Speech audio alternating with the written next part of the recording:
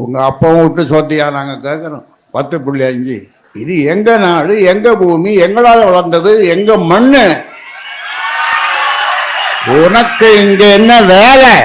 உங்ககிட்ட போய் நான் 10.5 நான் கேட்கணுமா? எனக்கு அவமானமாக இருக்கு. சரி போவான்னு நம்மளும் சொல்லிட்டாருன்னு ஸ்டாலினோட கோவப்பட்டா இவர் மற்றவர்களே மரியாதையுடன் பேசியிருக்கிறாரா?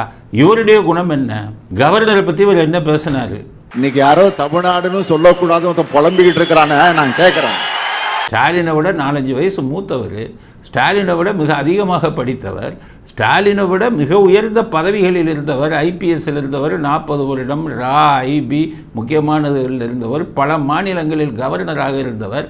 இவ்வளவு உயர்ந்த படித்த தன்னை விட வயது மூத்தவரை பார்த்து நீங்கள் போடா வாடா அவன் இவன் சொல்லும்போது ராமதாஸ் உங்களை பார்த்து போ வான்னு சொன்னதில் என்ன தப்பு? அதை தட்டி கேட்குறதுக்கும் உங்களுக்கு யோகியதை இருக்கா?